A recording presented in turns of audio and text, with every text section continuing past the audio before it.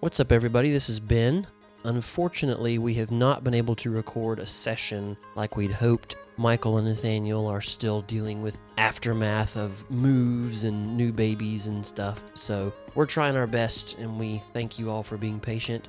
And I think I've hinted at this before, but because I have all the equipment, I tend to be the one to think of random things to record and maybe share. And today, I'm talking with yet another person. Who is this person in my study with me? I am David. So David, tell us a little bit about yourself. I really like eating pizza, just not supreme pizza. Blech. I love playing video games. Video games. And I love D&D. You love D&D. How old are you? I'm 8. You're 8. But now David is my oldest son, and you're 8. You'll be 9... This year. This year. It's soon. So we decided we were going to talk about D&D. I mean, I guess we could talk about anything, really, but this is kind of a D&D podcast, so I figured we should talk about D&D. What is your favorite thing about D&D? Oh, that's a hard one. It's a tough one. There's lots of fun stuff in there. I really like just kind of thinking up the general idea of characters, but I also just like nuking stuff. Nuking stuff? Like critical hit, and then you just add something, and it's just a complete nuke. It does a lot of damage. I just like doing that and just destroying beasts. Yeah, because in our home game, you and Isaac just destroyed. You fought. What did you fight? Do you remember? Displacer beast. That's right. 85 hit points. And I had 29. And Isaac rolled how many crits? Like, It was at least 2, wasn't yeah. it? Or did he? I went over the crits. Well, no. A crit, remember, is rolling a nat 20. Mm-hmm. Rolling higher than a 20 doesn't mean anything because, Yeah, I know. right? Is that? You're right. I mean, you rolled over 20 several times with your modifiers and stuff. Yeah, because we've got some really good modifiers. Yeah. So, David, I'm trying to remember. When did you first start liking D&D? Do you remember? I don't know. I think it was when we got you some of those kids' adventurers books. No, I think that was around the time Because I think those were some of the first books you soon had about them. after Had you I read... had started liking them. And those books we're talking about are the Young Adventurers D&D books. Yeah. They actually have some other chapter books, right, that are set in D&D worlds.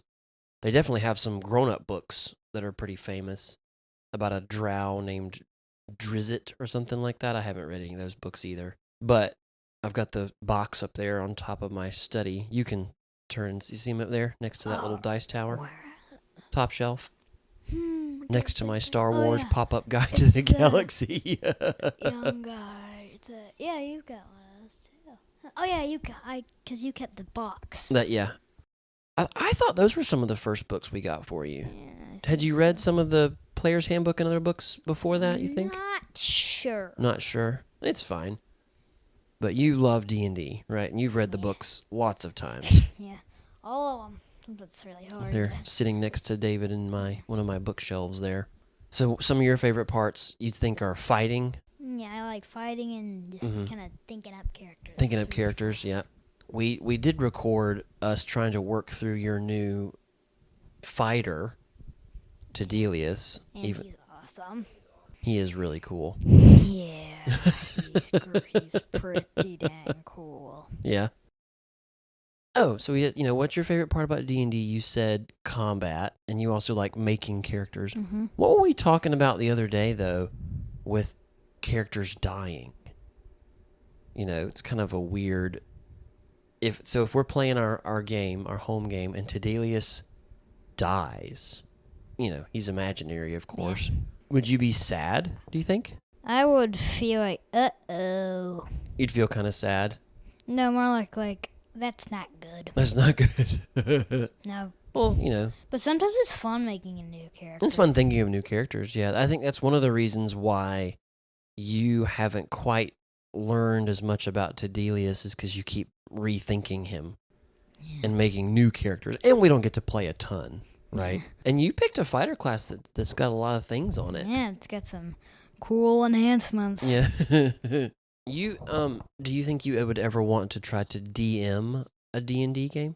Maybe. Maybe for your friends, you think? Or would you rather DM for Maybe me, Mr. Michael, and Mr. Nathaniel. I think maybe for you guys. Yeah. Do you ever talk about D&D with your friends? No, they don't really know. They don't really know what it is. Yeah. If I were DM, I would have a DM PC. Oh, yeah? Why is that? Why would you have a DM PC? Because I really like to be a player. Yeah. And DMing is fun, but it's to me, I think I like it. You like being a player more? Yeah. And that's fine. That's perfectly fine. I think me and Mr. Nathaniel were talking about it the other day. I think I actually like DMing a little bit more than being a player, mostly because you get to know more stuff. You get to know what's going on in the background, really those like kind of things. Knowledge. Well, you're very knowledgeable. I mean, you know a lot about the rules and spells and stuff because you've read the books. Yeah. And so... About 10 times each. I don't think you've read them that many times. Okay, 9, 8 times each. Have you read every one of those books over there on that shelf? Every one all the way through? Maybe not all the way through, but I may not have read every single sentence and word, just almost everything, multiple times in every book. You do like to read a lot of them. Do you have a favorite book of one of the ones that I have? Ooh, that's really hard. I really like Vault of Magic and Tome of Heroes. All right, look at the microphone. Say that I really again. like Vault of Magic and Tome of Heroes. Yeah. But the Dungeon Master's Guide is pretty good. Pretty good. So you like the items mostly is what you like to Yeah, read they're about, pretty all the items that you can get and stuff. Items. What would you think if I gave you a cursed item in our game? I'd be like, I would be, uh-oh. Yeah. Mr. Nathaniel gave me a cursed item in our first game, and it was really funny. It was a sword that kind of talked to me, my character, and made him really want that instead of other items and was stuff. it Black Razor? No, I don't think it had a name or anything. It was just a cursed sword.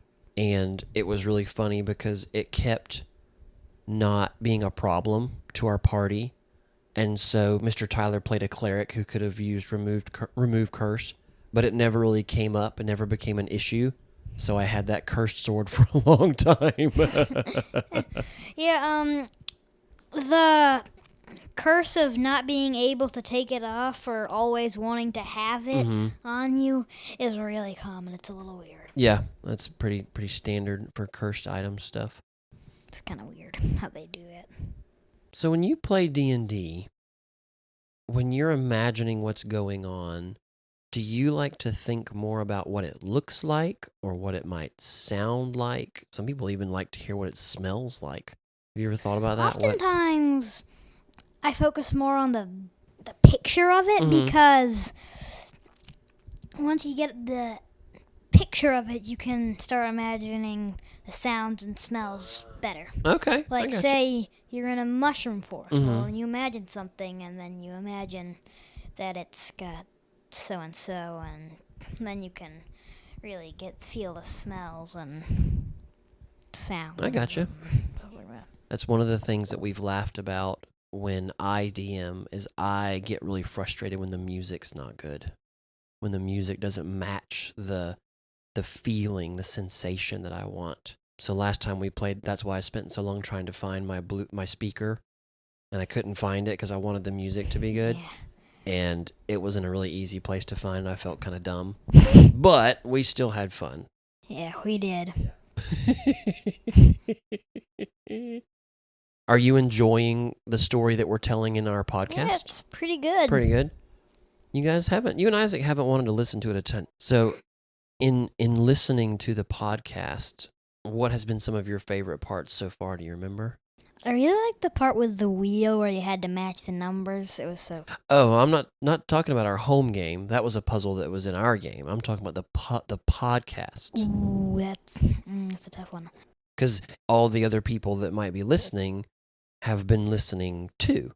Yeah. They didn't play in our home game with us, right? Yeah. I really like the idea of Wayfinder. Wayfinder's very cool. I think it's really cool. It is neat. It is really neat. One of the things I'm interested to see more of is what things it can do on its own. Because one of the things Mr. Nathaniel has said many times is that it's kind of the magical kind of technology it has allows it to do things that would normally take crew members to do. So the boat just does it on almost like autopilot. Yeah, remember, I thought that was the White Wake. Yeah, Wayfinder. Yeah, see, I get it mixed up. This happens all the time. That's why you have to take notes when you play D&D. Wayfinder is the voice of the White Wake. That's right. Oh, no, I thought it was that was before they found the White Wake when they discovered it. Yes, but then Wayfinder got kind of copied over onto the White Wake. All right, yeah, because they decided, like, they asked him if he could, they asked Wayfinder if Wayfinder could go in the boat or whatever. Yep, that's what we did. Yep, that part was Wayfinder is very cool. Wayfinder is very funny. Yeah, but the Furbolg guy. The Furbolg was funny, yeah. He like asked him to hit him in the face. and Lycan just popped him right in the face, didn't he? Didn't even wait. Yeah, that was a time when my character kind of picked a fight and maybe shouldn't have. Didn't think of all the consequences. I think that's part of why DMing is fun for me, because you then get to think of all the consequences that the characters have to deal with after that. Yeah. You're like, ha, serves you right. Or maybe it'll be something really fun to do later. Wayfinder makes me think of Google. Oh, Google? Yeah. Yeah. We should just start asking it more random questions.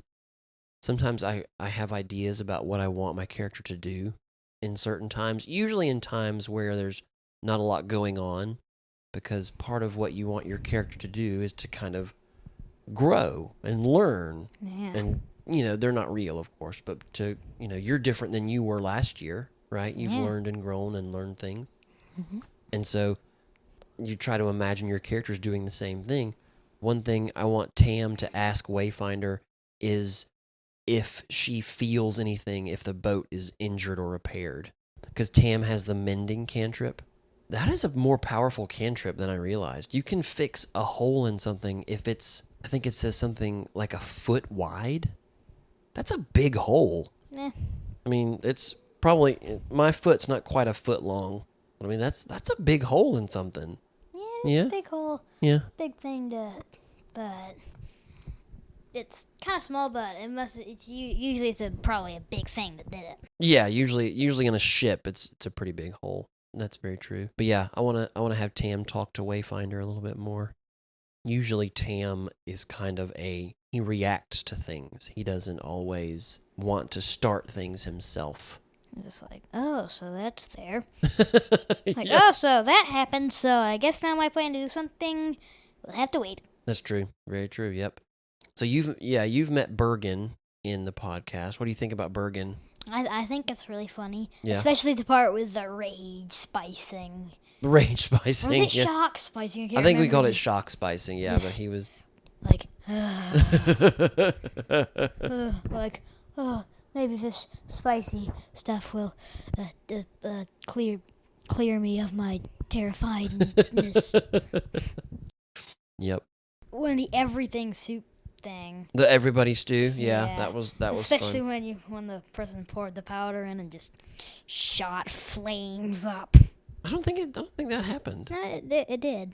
No, it didn't shoot flames up. No, it didn't. Yes, it did. No, Dad. it didn't. It did. I remember. You remember? You may have listened to it more recently. You do remember things really well.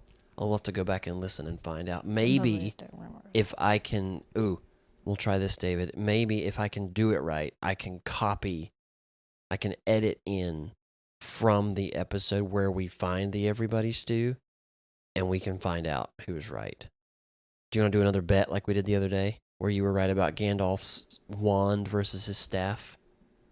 No. No? It would be an easy way to make $1.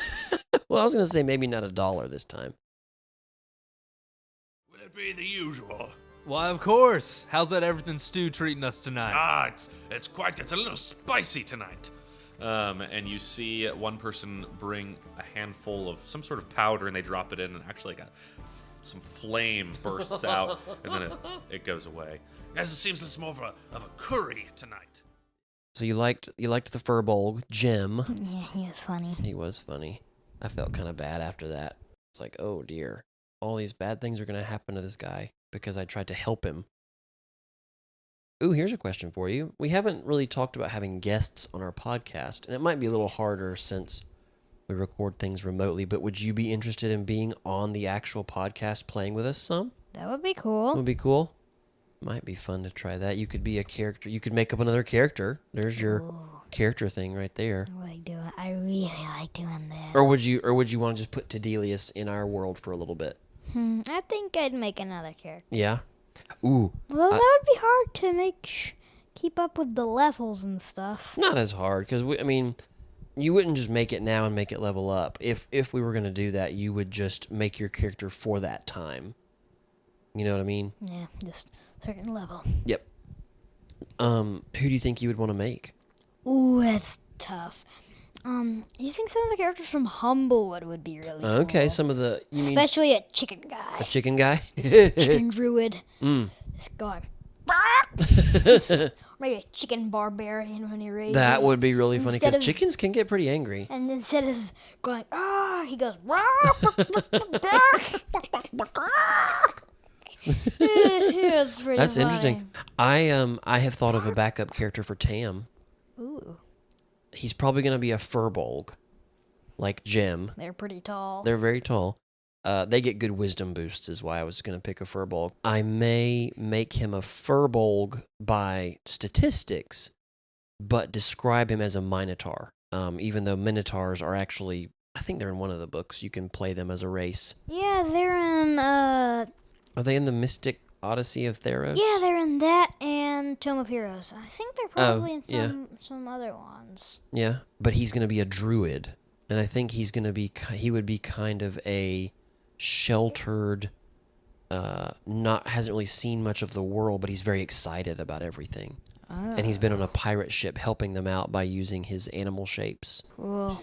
to help keep them safe. I bet his favorite one would be the bull. A bull?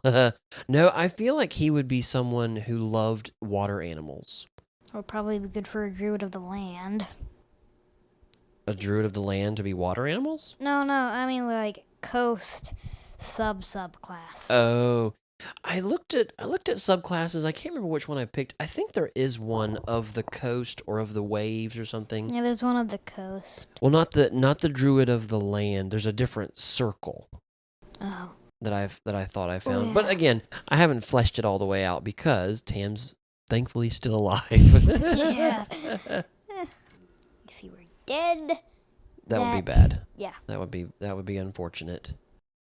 I don't know what we would do. I guess we'd maybe, if one of our characters died, we would probably have to talk all three of us together to decide if we wanted to maybe start a new sort of campaign or just, let's say Tam died. If, we'd want to kind of end that a little bit, or if we would want me to just make a new character that would join Lycan and the rest of the crew of the White Wake. We'd probably do that. Yeah. Mr. Nathaniel does a really good job world building, so I'd hate for him to have to start over. Yeah. I think running a campaign would be pretty cool. Mm-hmm. Especially for one, like building the world. Yeah. Maps and stuff. Oh That'd yeah. be So cool. you would be interested in the maps parts? Yeah, the maps would be pretty cool. Yeah. You've drawn some maps in church and stuff before. Yeah, it looked yeah. pretty good. Yeah, they were Some cool Underdarks, except it was like I also made this one part called the Depths, Mm-hmm. which was sort of like an Underdark, Yeah. except less fungi and Oh. more like creepy, Oh. like more undead. Oh, essentially. so interesting. So it was like a Shadowfell Underdark, I gotcha. Very except cool. it's a little less creepy than the Shadowfell. Uh-huh. Like Shadow cut part of the Shadowfell and put it in the Underdark. Interesting. See, that's one of the things that I like about DMing too, is you get to take ideas from, anything. I'm Yeah. looking around my study. I've got an X-Men poster right there. I could take some ideas from X-Men or some ideas from Star Wars or other D&D books and kind of twist them and tweak them to make them your own. Tweak. Just Just like take the knob. twist it just a smidgen. Yep. Well, do you have any questions for me about podcast stuff or D&D? Not really. Not really? Well, like I said, this is mostly just me wanting to have something for us to put out on our podcast when we're supposed to. Unfortunately, like I said, we couldn't play our session, which is sad. Well, David, thanks for talking with me. I really appreciate it. Thanks for keeping your mic closer to your face. It's hard. It's hard. I had to remind Mr. Michael and Mr. Nathanael a lot about it, too. That's the stuff that we don't hear because I edited it out. I wish I had a magic wand that did it all at once, but it doesn't take too long usually. Oh, here was a question I was going to ask you. Do you like the music in our podcast? Oh, yeah. Yeah? I like the music. It's pretty good. Yeah. Would you change the theme song or the intro song at all? You have an intro song? Mm-hmm. It plays at the beginning. Oh. You love the music, but you don't know we have an intro. I didn't know that. I was like, oh. It's usually kind of quiet, and it's not, it doesn't have lyrics that say anything like, the white wake, sailing the oceans, or anything. It's just, I always play the same song when we start. Yeah, like probably something like it. Oh. Never mind. I was like, probably something, and I was like, well, that's really fitting, and I just, never mind. Well, do you have any tips or advice for people who want to play D&D or have a podcast or anything? Not really. Not really. Thanks very much, David. You're our first guest on our podcast, kind of, sort of.